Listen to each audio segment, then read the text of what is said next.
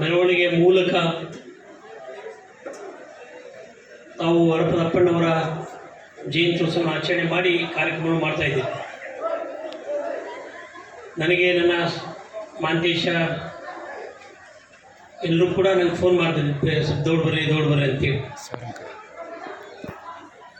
ಖಂಡಿತ ಬರ್ತೇನೆ ಅಂತಕ್ಕಂಥ ಮಾತನ್ನು ಹೇಳಿದ್ದೆ. 10 ದಿವಸ ಆದ ನಾನು ಖುಷಿಯಾಗಿಲ್ಲ ಇವತ್ತು. ಯಾಕಂದರೆ ಅಧಿವೇಶನ, ಒಂದು ವಾರ ಅಧಿವೇಶನ, ಆಮೇಲೆ ಪಾರ್ಟಿ ಕೆಲಸಗಳ ನಿಮಿತ್ತ ಅನಿವಾರ್ಯವಾಗಿ ಬೆಂಗಳೂರಿಗೆ ಬೇಕಾಯಿತು. ಸೀದಾ ನಿಮ್ಮ ಕಾರ್ಯಕ್ರಮಕ್ಕೆ ನಾನು ಬರ್ತೇನೆ ಅಂತಕ್ಕಂಥ ಮಾತನ್ನು ಹೇಳಿದೆ. ಸ್ವಲ್ಪ ತಡವಾಗಿ ಬಂದೆ, ಅದಕ್ಕೆ ಕ್ಷಮೆ ಇರಲಿ ಅಂತಕ್ಕಂಥ ಮಾತನ್ನು ಕೇಳಿ, ಶರಣರಲ್ಲಿ ಉತ್ತಮವಾಗಿರ್ತಕ್ಕಂಥ ಮತ್ತು ಅನೇಕ ಬದುಕಿನ ದಾರಿಗಳು ತೋರಿಸ್ತಕ್ಕಂಥ ಅಗ್ರಗಣ್ಯ ನಾಯಕರು ಹಡಪದ ಅಪ್ಪಣ್ಣವರು ಅಂತಕ್ಕಂಥ ಮಾತನ್ನು ನಾನು ಹೇಳಬೇಕಾಗ್ತದೆ. ಈಗಾಗಲೇ ಅಂಬ್ರೇಗೌಡರು ಹೇಳಿದ ನಿಜ ಸುಖಿ ಅಂತೇಳಿ. ಬಹುಶಃ ನಾವು ಸುಖವಾಗಿರ್ಬೋದು, ಸುಖದಲ್ಲೇ ನಾವು ಯಾವ ರೀತಿ ನಿಜ ಸುಖವನ್ನು ಹೊಂದಬೇಕು ಅಂತಕ್ಕಂಥ ಬದುಕನ್ನು ತೋರಿಸಿರ್ತಕ್ಕಂಥವ್ರು ಅದು ಹಡಪದ ಅಪ್ಪಣ್ಣವರು ಅಂತಕ್ಕಂಥ ಮಾತನ್ನು ನಾವು ಮಾಡ್ಕೋಬೇಕಾಗ್ತದೆ. 12ನೇ ಶತಮಾನದಲ್ಲಿ ಅನೇಕ ಜನ ಶರಣರು ಶರಣೆಯರು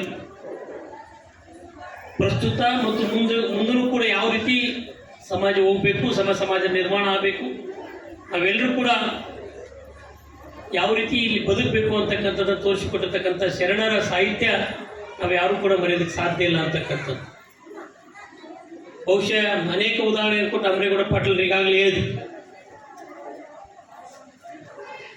ಏನಾಗಿದೆ ಅಂತ ಹೇಳಿದ್ರೆ, ಬಹುಶಃ ನಮ್ಮಲ್ಲಿ ನಮಗೆ ಕೀಳಿರಿಮೆ ಪ್ರಾರಂಭ ಆಗ್ತದೆ. ನೀವು ಯಾರು ಅಂತ ಕೇಳಿದ್ರೆ ನಾವು ನಮ್ಮನ್ನು ಹೇಳ್ಕೊಳ್ಳೋದು ಏನು ತಪ್ಪಿಕಂದ್ರೇನೋ ಅಥವಾ ನಮ್ಗೆ ಈ ರೀತಿ ಆಗುತ್ತೇನೋ, ನನ್ನ ಜಾತಿಯನ್ನು ಅಥವಾ ನನ್ನ ಇದನ್ನು ನಾನು ಹೇಳೋಕ್ಕಾಗೋದಿಲ್ಲ, ನಿಮ್ಗೆ ನೀವು ಹೇಳೋಕ್ಕಾಗೋದಿಲ್ಲ. ಯಾಕಂತ ನಮ್ಮಲ್ಲಿರ್ತಕ್ಕಂಥ ಕೀಳಿರಿಮೆ. ಬಹುಶಃ ಅದು ಯಾರೂ ಕೂಡ ನಾವು ಕೀಳಿರಿಮೆ ಮಾಡ್ಕೊಳ್ತಕ್ಕಂಥ ಪ್ರಶ್ನೆ ಇಲ್ಲ.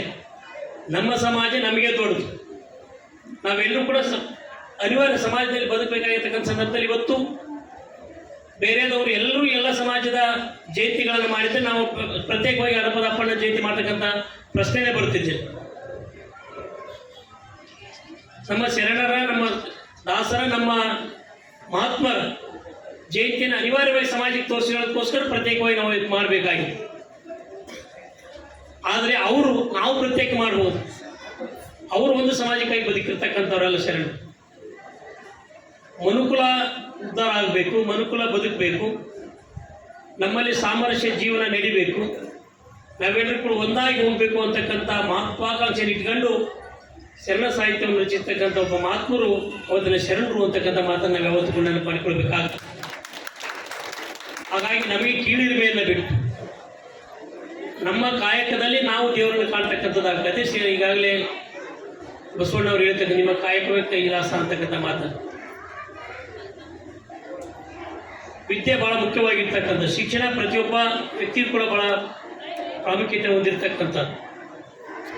ಯಾವ ವ್ಯಕ್ತಿಗೆ ಶಿಕ್ಷಣ ಇರ್ತದೆ ಅವನು ಈ ಸಮಾಜದಲ್ಲಿ ಯಾವತ್ತೂ ಕೂಡ ಬದುಕ್ತಕ್ಕಂಥ ಶಕ್ತಿಯನ್ನು ಪಡಿತಾನೆ ಅಂತಕ್ಕಂಥದ್ದನ್ನು ನಾವು ಅರ್ಥ ಮಾಡ್ಕೊಳ್ಬೇಕು.